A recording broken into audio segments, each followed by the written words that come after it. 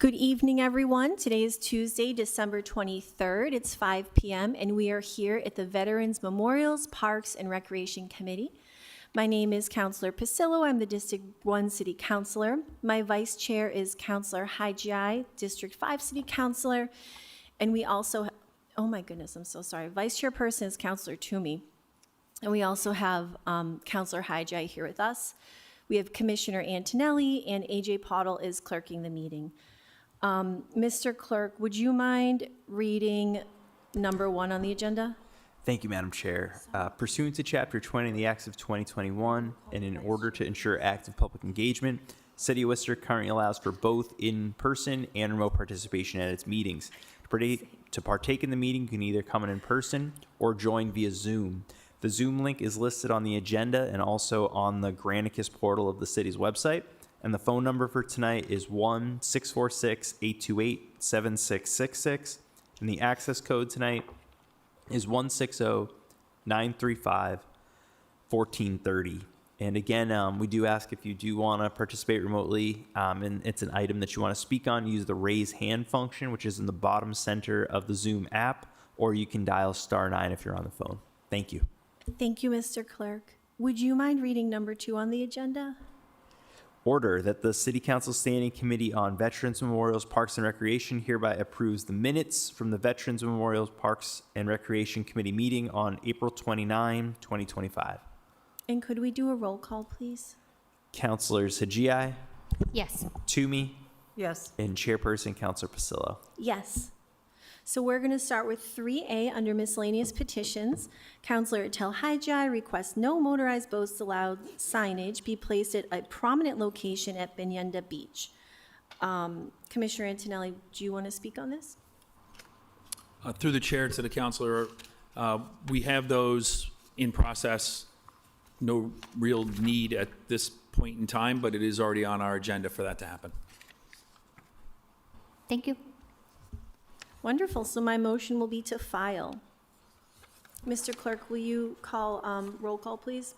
Councilors Hajai, Yes. Toomey, Yes. and Chairperson Councilor Pasillo. Yes.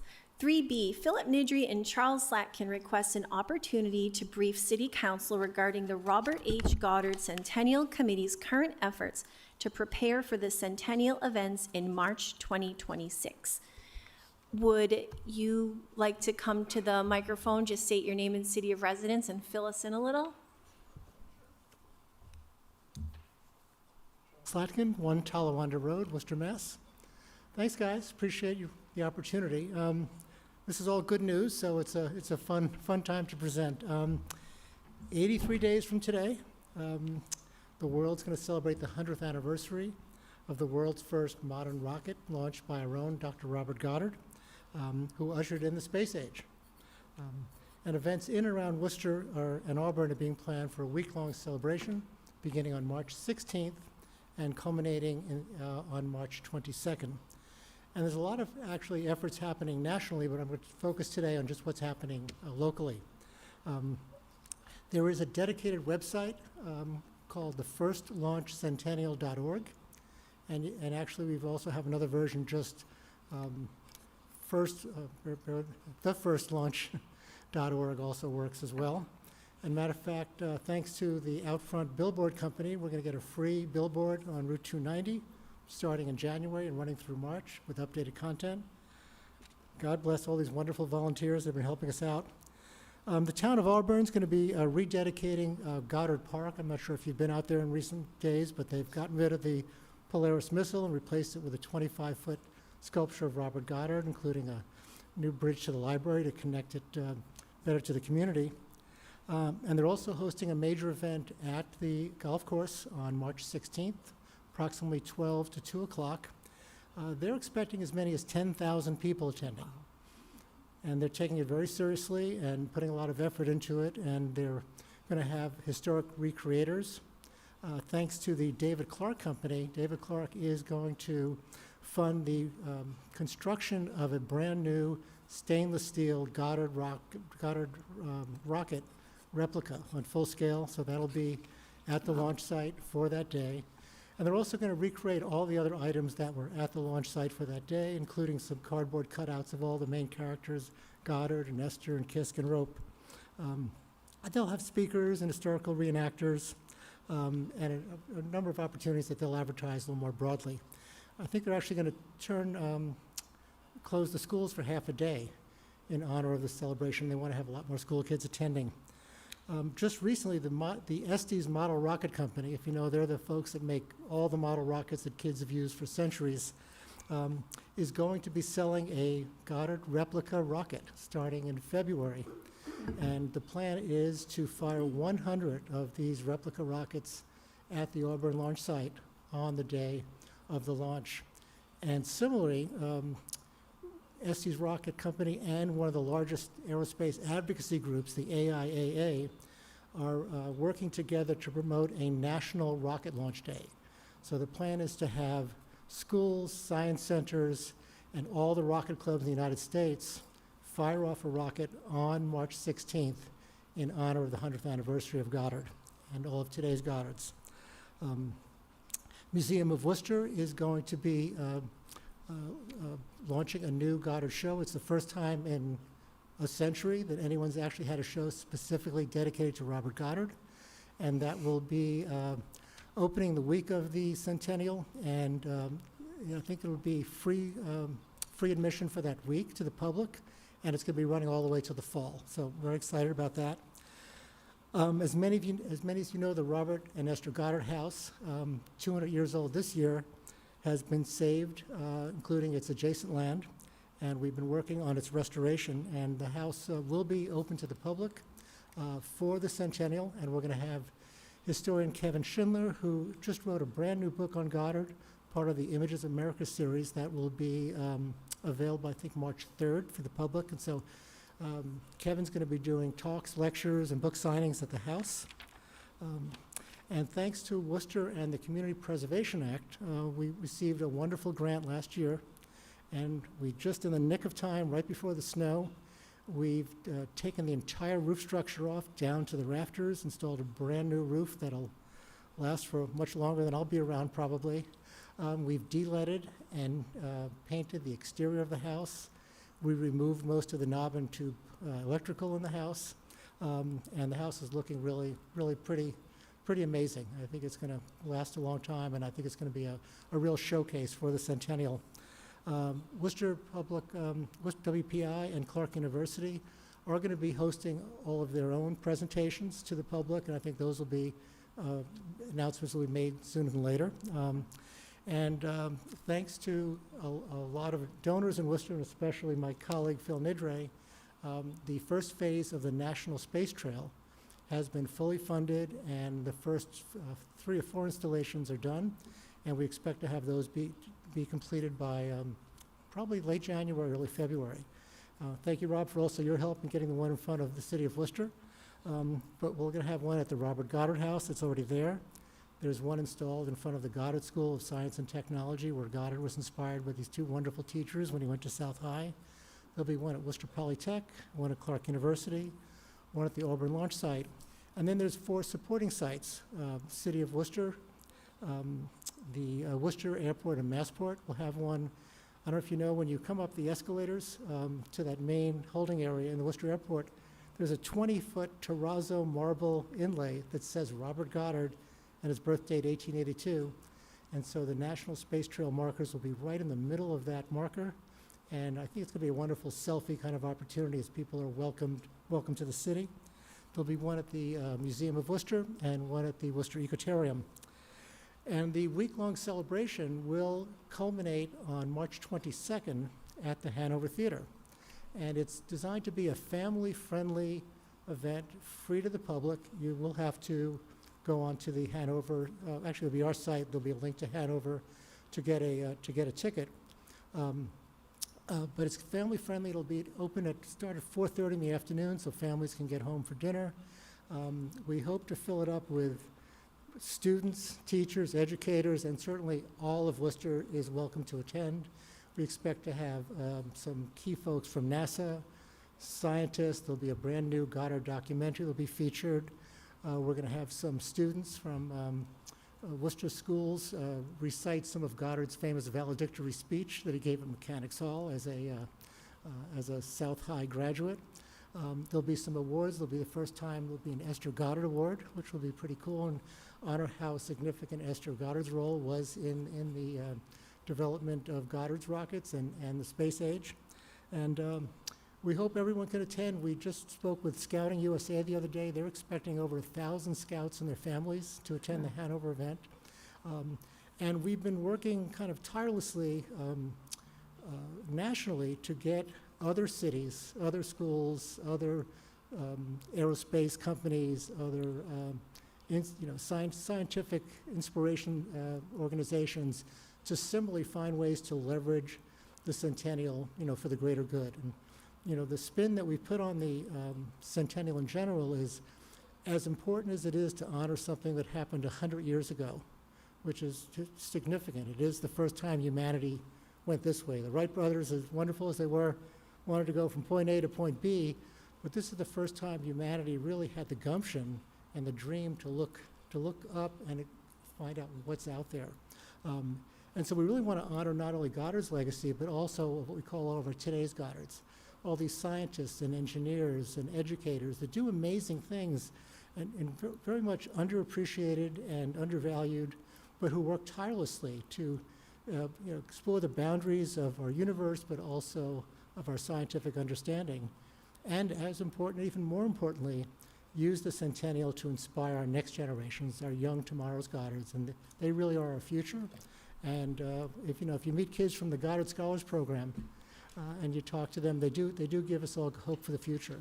So I hope you can all make it to the centennial. Once again, events on the 16th in Auburn, all week long. The museum will be open. I forgot to mention the Equatorium is hosting a visitor reception the Friday before the March 16th event.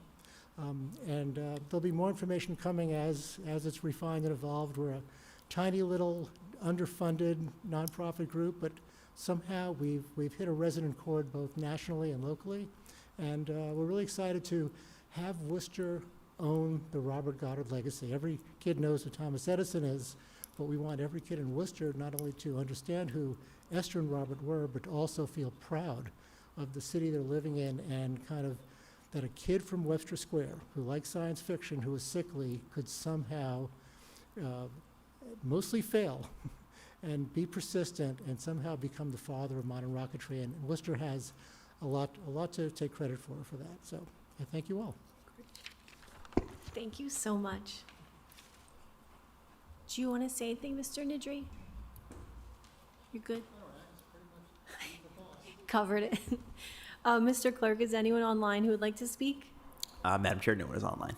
Okay. Counselor Toomey, is there anything you'd like to add? Sure.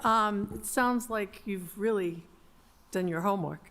And one thing I was just thinking of is I know that the St. Patrick's Day Parade is a wonderful celebratory event. And I was wondering if you had thought about putting in a float or something like that to help pre-launch the launch.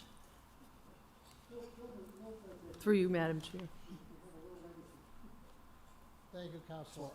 Last year, about this time, we were thinking of how we can get, basically, people start to think about Goddard and start to think about the fact that he grew up in Worcester, went to school in Worcester. The Goddard School is now the old South High, where he went. He just had an awful lot of connections to Worcester throughout his lifetime. And at that time, as you probably in those days, you probably know, Worcester was very much an industrial-based economy. So what we tried to do is just encourage people to learn more about what's going on in Worcester. One of them was, how can we get the kids more involved? It's important, as Charles has said, that we have the kids be involved in this as much as possible. It's Worcester's history. They should know it. We want them to know it, but to also know, as he alluded to, how he struggled in life. He was not a healthy kid, and he had an awful lot of illness. In fact, he didn't go into South High until he was 17, graduated at 21. He was very but he came through it. He fought it. He had down things that happened to his life, and he fought it. And that's an image we want the kids to understand. And then the other thing is, how do we get them more involved? So last year's St. Patrick's Day Parade, with the help of a couple of sponsors, and we said, how can we get them to even know Goddard? So we went to the schools, to Sullivan and South, and realized that there's a Goddard Scholars Program up there. So we spoke with the Worcester Public Schools, and we said, how can we involve the kids? Would like to involve them in the parade. So Kyle Foley from Botany Bay and Breen's Cafe both sponsored shirts for every kid in those schools. And they walked down, the Goddard Scholars, and they walked down Main Street with a sign that said, just a kid from Webster Square, Robert H. Goddard, who became the father of the space age. And they walked down, great kids. They were tremendous kids. They walked down Main Street, and all down, walking down there, they're going, Goddard, Goddard, Goddard. It was tremendous. And it was just, so it's a way in which we want to make it more personal for the kids to have connection with Robert Goddard. And then through what Charles has done in terms of getting more people interested in it, we hope that we're going to try to do that. So the St. Patrick's Parade is very much on our radar screen for this year. Not sure what it'll be yet, but like we said, we're going to be trying to work to get something done. That's great. Could you speak in the microphone? Thank you. We would love to have a float. You know, in all candidness, our hands are full in terms of what we have on our plate. So if there's an organization, if there's a group that can get together to put together a float, we certainly can provide them with wonderful graphics and lots of supporting materials, et cetera. But it really, I think at this point, we sort of know, if we take on much more, we'll be sinking quicker than not. But I think it's a wonderful thing. It doesn't have to be wildly ambitious, but I found a photograph from the town of Southbridge from 1969. It was a City of Worcester float, 30, 40 feet long, with a giant rocket on it. It said Worcester, the Rocket City. And I'm thinking maybe it's time for Worcester. In some ways, the centennial, because in all honesty, guys, nobody knows who Robert Goddard is. I'll guarantee you 60, 70% of Worcester doesn't know who Robert Goddard is. I ask folks all the time, and I'm shocked how many people don't. But I think the centennial will put Robert Goddard's legacy and history, and he's really almost like a folk hero in terms of his cherry tree story and Buzz Aldrin's involvement, et cetera, on the map. And so I think the centennial, don't think of the centennial as the ta-da moment, it's all done, that in some ways it's really the beginning of the launching of Goddard's legacy and Worcester's prominence as it was the Silicon Valley of the Industrial Revolution. Now it's a city of innovation and big dreaming again. And I think we want to marry those two concepts. Thank you, Madam Chair. I don't have any other questions other than, it's incredibly impressive, the amount of work that you've all put into this, and I can't wait to see some of these things come to fruition and get involved in it, and it's really very exciting. So thank you so much for all of your advocacy and efforts. Thank you, Madam Chair. Thank you. Counselor Hajai?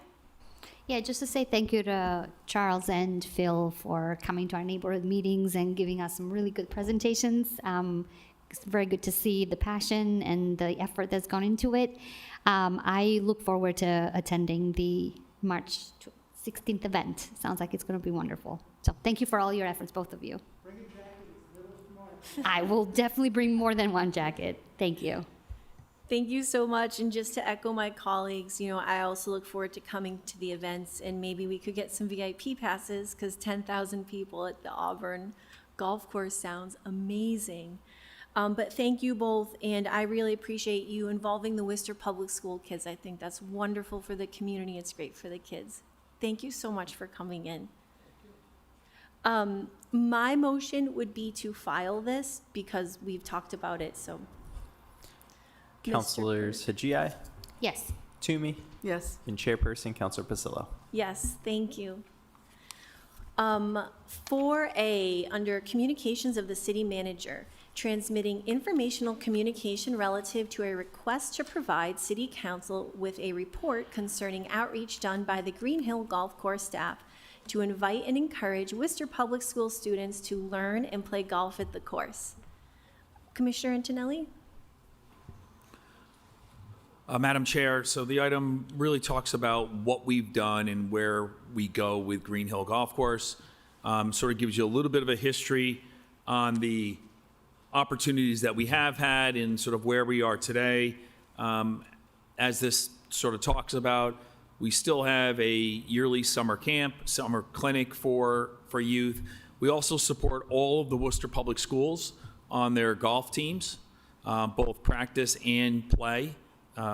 Their match play at the course as well. And all of that is at no charge to Worcester Public Schools. So this will give you a good understanding. We continue to work with the PGA of America and the USGA on other opportunities, other mechanisms where there's grant funding available or other types of things. The newest item that we have that we're going to be launching this summer, we started a small little bit of it this past, but this summer will be our major component of it, is the We Met Scholarship Fund. So the We Met Scholarship Fund is a grant, is a scholarship for kids that are going to college. It's a 4-year scholarship. So it's not just a single year. It's every year they'll get the scholarship. But they need to work within a golf course operations job, whether it's pro shop, greens maintenance, ranger, caddy, anything along those lines. And so if they work 2 years, they can apply for this grant and this scholarship. And if they receive it, they have to reapply every year, but they'll have 4 years of funding that will come to them to be able to support them for their college tuition costs. Additionally to that, my daughter is a recipient of that scholarship. And additionally, this past year, we went to the We Met Gala, I guess. There were over 2,500 people at the Encore for this event. It was packed. It was great student speaker that talks about what the scholarship meant to them, and a lot of it's need-based. So it's all based on, all of your standard functions of need-based that you would see for any college scholarship, like you would for FAFSA or anything along those lines. So it's a great program on that. And so we'll be launching that this year as part of our new maintenance contract that the council approved us to go for a 6-year agreement on. We've included that as a mechanism in their contract that they need to support that program and work with us to give students jobs that will help. So we'll start small, but the plan is to do something a little bit much larger. Maybe we're going to be able to get 10, 12 kids a job that will be able to do work in and around the golf course, and then build that momentum for both the scholarship and then, the future of golf is in our youth. So we'll try to push that a little bit further on that end. So that's the baseline. If you have any specific questions on any of the items that I have here, please let me know. Thank you, Commissioner. Counselor Toomey? Thank you, Madam Chair. It's, again, I believe the golf course is one of the largest jewels in our city, and I love seeing the youth, especially looking at this picture of the Danny Rossetti Junior Golf Camp with all those kids. It's great. I also was looking at the schools, so specifically Forest Grove has a golf program, Burncoat Middle has a golf program. Have we connected with any of the other schools on that, or? And then Lincoln Street School Nativities as well, sorry.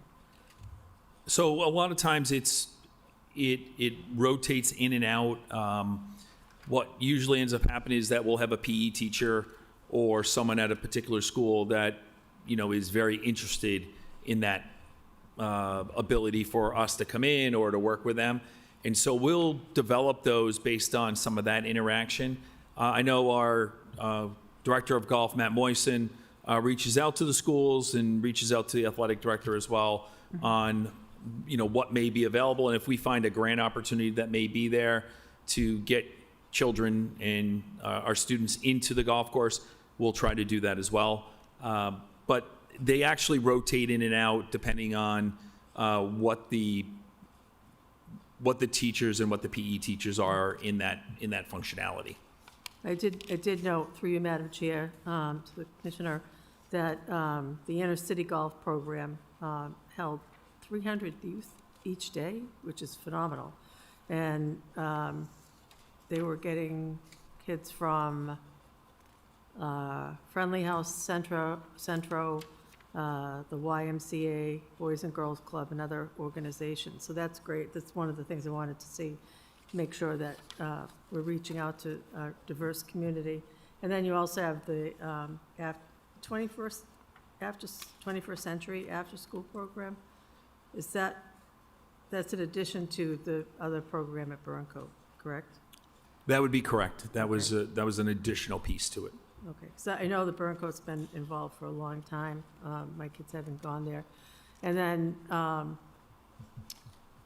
noticed you had an indoor winter program, and it lasted, you said, for 4 years. Was there a reason why you didn't continue to pursue that any further, or? Through the chair, we ended up just funding? finding, through the chair, sorry. We ended up finding enrollment started to decrease, and then the funding was no longer there. You know, as a city and as a golf course, right, we're willing to support mechanisms that are going to keep our kids coming to the golf course. Yeah. But we just weren't getting the attendance, and so we ended up just cutting that program. And that's what's happened with some of these that have been already that we've done, but now we don't do anymore, or we've changed the focus to something else, like our veteran service side of it or others. What we're trying to do is move that to when a door opens, we can't do everything. So sometimes the door has to close to open up another door based on resources. I mean, there are 3 full-time staff there, but the biggest problem is from March through December, we are completely out street. We're open from sunrise to sunset every day, and trying to do a lot of that takes a lot of energy and a lot of resources. So, but in general, we're always looking for additional or new opportunities to engage, you know, both Worcester Public Schools as well as any other of the groups that are out there that are interested. And also, I know, you know, also the high school programs as well. What's exciting too was looking at the community outreach, the different events that you had. And I especially like the fact that you were able to go to the MGA links as well as the Hopkinton, the Tiger Woods field trip, Foundation field trip, which brought the kids over to, where'd they go? Norton, the Yeah, TPC course. TPC. Yep, right. And so that's great, because it's important for the kids to see what's going on outside the city. Golf is one of those things that people generally think, oh, well, that's only for, you know, well-to-do kids, but it's not, it's for every kid. It's a great opportunity for kids that aren't necessarily basketball or football focused or baseball focused. It's just another sport that kids can get involved in, and it really opens up doors for kids in the future, as well as for scholarships. And so I highly support it, and commend you for continuing to grow the program. Thank you, Madam Chair. Thank you, Counselor Toomey. Counselor Hyjak? Wonderful. Thank you so much, Commissioner Antonelli. This is obviously a great program, and I'm happy to see the public school kids benefiting from it. My motion would be to file. Counselor Sajai, Yes. Toomey, Yes, Chairperson Counselor Pasillo. Yes. Okay, 4B, transmitting informational communication relative to the 2025 aquatic update. Commissioner? So through the chair, this was our update from this past summer. Very successful summer, working again with the YMCA. We are in the we just finished the second year of a 3-year contract with the YMCA to support our lifeguard hiring and management of the aquatic facilities when it comes to the lifeguarding side of it. And so as we go into this coming 2026 season, we'll be looking to go back out again for another round of RFP for this service. And we'll be interested to see what we get and who signs up and all of that. But it's been very successful. I think one of the key components, and our District 5 counselor can touch on it as well, is the event that was held at Coes Pond on the last day of our season this year. We were able to work with them to have it fully staffed with our lifeguards that were there, and then have a neighborhood event at Coes Pond Beach for that area. And well attended, great event. The city didn't have to do much. All we did was pick up trash at the end of the day, which we were going to do anyway. And all of the services were there because we were still open. And it made a big difference, in my opinion. I think it made a big difference on that end of it. And those are the things that I think make what we do and how we do it important. But great season, no issues. We did a whole bunch of swim lessons and all of that. And we'll be looking to do that again and expand that again further next year to readjust some of our timing and some of that work. But the YMCA has been a great partner, and we're excited to have them. Thank you, Commissioner. Counselor Toomey? thank you, Madam Chair. No, the only question I had was, if I recall, there were some delays last year. One was, I think, the new water, what do you call them? No. it Spray was park. The spray park. Thank you. University. Yeah, and I know that was equipment related. So the issue at University was a contract-related issue. The contractor did not finish in time for us to open when we opened up everything else. And it ended up being a couple of weeks on that end of it. And then we had another minor issue with someplace else, and I'm pulling a blank. I know Tacoma's will open this coming year in '26. But in any case, it was one of those items that was just, it was unforeseen on our end, and we ended up having a contracted related issue on it, so. Okay. But everything operated fine. Yeah. We were good once we got everything open. We actually had minimal shutdown this year for water quality, better than we had in the previous years. So that was a good sign. I think the Lake and Pond group has, really pushed forward the planning process to make sure that we're taking care of those before we get to the closing side of it. We had a couple of days where we closed just because of treatment. But I'd rather take that one-day treatment than 4, 5, 6 days, right, over a weekend where it's 90 degrees.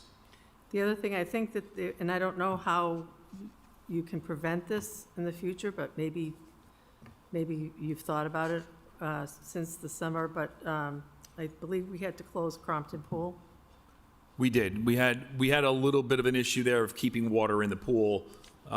So we ended up figuring that out and finding that out, and that was the other area that we ended up having a problem. Wasn't there, didn't we have to drain it at one point too? Didn't somebody throw glass? That was last year. Last That was year, not this okay. year. That was the All year right, before. Okay, all right, but that's all been taken care of We still have an issue there that we're already working on now that we've already resolved, but we can't do a final resolve until we get into the spring Okay. because of weather-related Right. issues. So we're working through that now. But yeah, we should be all set for this coming summer. Great. Thank you, Madam Chair. Thank you, Counselor. Counselor Hajai? Yeah, just two very quick comments. The YMCA has been a really splendid partner to work with, really gracious. Their lifeguards, their supervisors were absolutely wonderful. And again, from the Coast Pond family group, community group that we built together, just want to personally thank you for your hard work and being more than just picking up trash.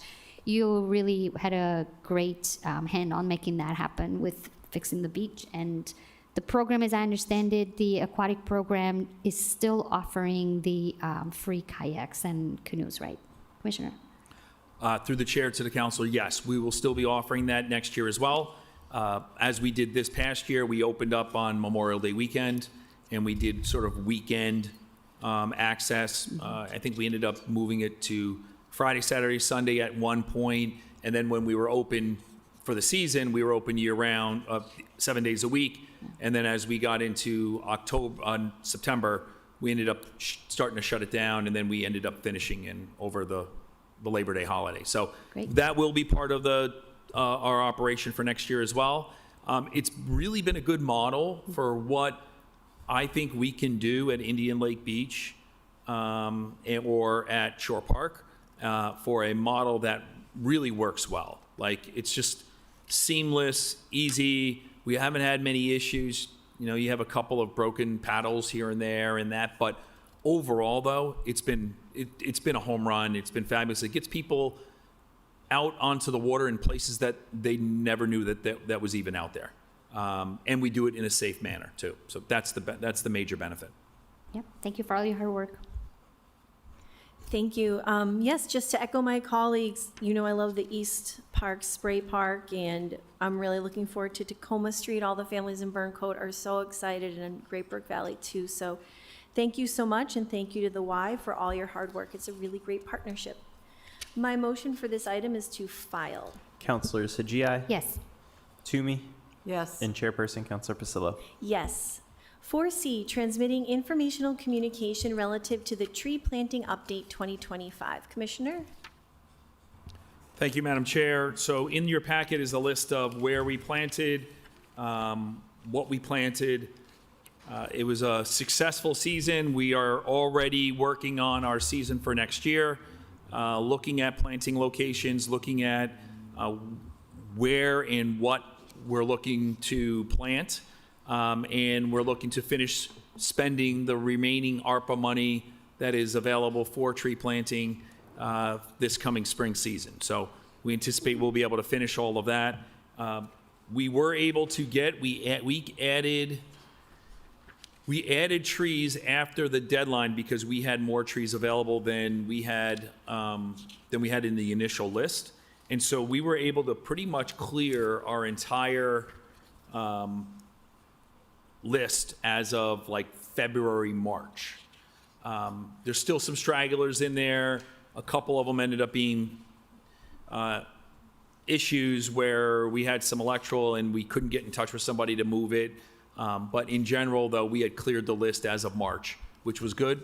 But that list has already grown and has become even larger now this year. So we are anticipating, again, a big planting season. As part of this program, we also watered all of these trees. We hired 2 seasonal staff that went around and watered all of these trees throughout the city of Worcester at least twice a week. So where we could get residents to fill the gator bags, that was always great. And we knew we can only had to go there maybe once just to make sure the tree was okay. But on all the rest of them, we were able to get to the majority of those trees twice a week or twice maybe it's every 8-9 days, but we were able to keep them watered during the heat of the summer. Thank you. Counselor Toomey? Thank you, Madam Chair. Could you please talk about the vacant sites, the empty wells? Through the chair to the counselor, so on the vacant locations, So we do have a list that we're working through now on filling vacant tree locations. There are some issues with vacant locations. One is how big the tree that was there is or was before it was taken down, if there was a tree there. And then two, the question about vacant sites is, well, what's underneath? And, can we really plant there? So we're doing an inventory now on our side, working through some of that. We've focused in on the ARPA planting area because that's where the majority of our money currently is for this coming season. And we'll be looking to try to fill as many of those locations as possible with the right tree, right place mentality. So we're not going to go in and put a big oak tree in the middle of a sidewalk that's just barely big enough to be able to have a tree and an ADA accessible walkway. So we're working through that list right now. The plan is that as we go through this year with the ARPA locations and we get as many of those cleaned up, we'll start looking at all of those empty tree pits, and we'll do one of two things. Either we're going to plant a tree, or we're going to let Department of Public Works know that that location either can't have a tree because of infrastructure, can't have a tree because there's a too large of a tree that's left in there stump-wise, and then we'll let them know so that they can pave over it or go over it, and then we can look for something either 10 feet to one side, 10 feet to the other, see if we can find a location that's in that area if we can't get it into there. So we're going to work through the list, and we're going to try to get those done as quickly as possible because they're easy. I'm not cutting sidewalk. I'm not doing any of that heavy lifting work.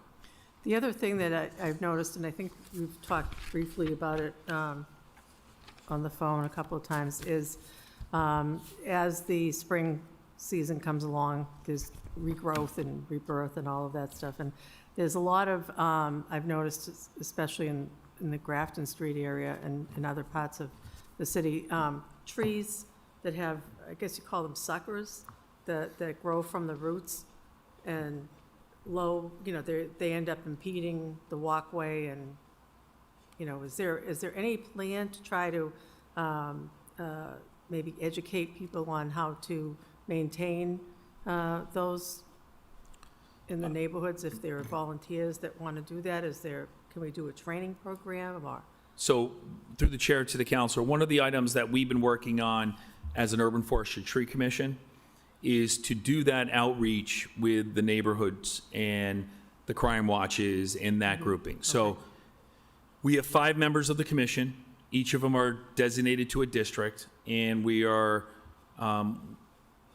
trying to work with them to get them out to all of the neighborhood groups so that we can give them some of that information. 1 about planting, 2 about process, 3 about what we will allow them to do and what we don't allow them to do because it is a public shade tree. And so part of that is that mechanism. We're busy enough right now, just in regards to the staff we have and our contracted services, that trying to get out to every one of those gets difficult. One of the things that has been very beneficial, and as I look over to see the Commissioner of Public Works sitting over there, his team has gone out on in the Quality of Life group, have gone out and done cleanings along a lot of streets and a lot of areas. And that's been able to address some of those concerns about that sort of weed growth that's coming out of the plant bed and whatever it's a sucker or it's just overgrowth coming from that area. His team has done a fabulous job with the Keep Worcester Clean component to really begin to address that. And I think, as we sort of move forward and as we educate and as that program continues to move forward, we'll see a much better outcome with those particular and related issues. Thank you very much. Thank you, Madam Chair. Thank you. Counselor Hyjai? Wonderful. Thank you so much, Commissioner. We all know I love trees. And your department, the Forestry Department, and the Urban Forestry Tree Commission do really amazing work. So thank you so much. My motion would be to file. Counselor Sajai, Yes. Toomey, Yes. and Chairperson Counselor Pasillo. Yes. 4D, transmitting informational communication relative to the Elm Park Playground renovations. Commissioner? We're done. Wonderful. So- Counselor Toomey? The hiccup ended up being, and I've had this conversation with a bunch of the neighborhood groups up that way, that the problem ends up being is that I was unwilling to accept an inferior product when it comes to taxpayer money. I wouldn't accept it if I'm paying it with my own money, and I'm not going to accept it from our taxpayers or for anybody else. And so what ended up happening was, yes, we had to shut the playground down for the initial install. There's no good time to do that. I can't do it in the winter. It's a weather-dependent product that goes down. So there is no other time for me to really make. The second time it happened, the reason why it happened was because the contractor did not install the product in the mechanism and in the process that they needed to meet our specifications. So the city of Worcester has a set of specifications that are more stringent than what the guidelines are for playgrounds throughout the country. So ours are more stringent because we know how our playgrounds are used. We know how they operate. We know a lot more than the standard playground. You know, if I was in a small town, I'd probably have a different specification, but I'm not. We're in the city of Worcester. Our playgrounds get a lot of use, and Elm Park gets the most use. And right behind it is Stearns Tavern, Coast Park. And so I was unwilling to accept it. Unfortunately, I had to make that call, and we ended up having to shut it down because I was unwilling to put our students at risk on a fall or a failure of the product, and we were going to get what we paid for, and we're going to get it done the right way. So that was the unfortunate piece to it that caused us that second go-around of closure. I think we worked it out pretty quickly. You know, we walked in, tried to get it done as quickly as possible. You know, weather was a little bit of an issue here and there, but I think overall it happened relatively quickly on that end of it for us. Thank you. Counselor Toomey? I don't have any further questions. Sure. Thank you. Counselor Hyjak? Wonderful. Thank you so much. And I appreciate it. Kids get enough injuries on playgrounds, and Elm Park is a really great place for families to go. My motion would be to file. Counselor Sajai, Yes. Toomey, Yes. and Chairperson Counselor Pasillo. Yes. 4E, transmitting informational communication relative to improvements to the tennis courts at Newton Square in Elm Park. Commissioner? So through the chair, so we have a couple of items that we're working on this angle. We're actually working with UMass Amherst School of Landscape Architecture. So I've reached out to them, and we're going to come in with some of their students to do a design of Newton Square. So we not only have a tennis court related work that needs to get done at some point. We also have a number of ash trees that are there that are infested with the emerald ash borer. And so if you look at them this coming spring, you'll start to see the dieback on those trees. And so we've been working with the neighborhood who has been doing some treatment, and then we've been removing some trees. And what we want to be able to do is have the students come in. We're going to have we're going to start the planning process in March for one of their studios. And we're going to go through this process where we're going to get community input, look to see what needs to be done, and we're going to look at the entire area. So we're going to look at the memorial, we're going to look at the tennis courts, we're going to look at the basketball courts, we're going to look at the walkways, and we're going to incorporate all of that in a redesigned component where we then have a design plan to move forward for a future piece there. One of the things that we also want to include is not only tennis, but we want to be able to do the tree planting as well. And so make sure that what we're planting there, we're not planting all in one phase. They're not all the same size. So what we have right now is all trees planted at the same time that are all dying at the same time. And so if we can do this a little differently and think this through, I think we'll be in a much better place. And for those that come after us, you'll have a much more vibrant location. If one tree dies or whatever else, it's a much better overall operation. Thank you. Counselor Toomey? I look forward to the results of this effort. Thank you. Counselor Hyjak? Thank you, Madam Chair. Mr. Antonelli, that sounds really great. I'm glad to see that you're involving students. In the report that you submitted, in the last page, it gives an estimate to the current work, and it sounds as though the current work means the holistic design and improvements that you mentioned. The current work as cited here is 2.5 million to 3.5 million with pending, obviously, any budget allocations and council approval. So my question is, and I'd love to make sure that this gets in, I'd like to make a chairman's order that this committee recommend that this work is included in the FY 26 budget, correct? 27 budget, as an item to be completed. And also, Madam Chair, I'd like to make a second order to have a combined meeting with the Newton Square, the South Lenox neighborhoods, and potentially, and Sexton Road.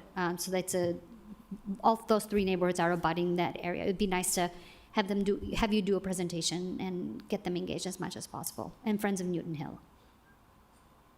Thank you, Madam Chair, and thank you for your hard work on that.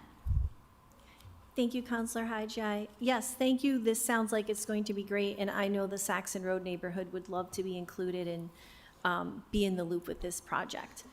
My motion would be to file.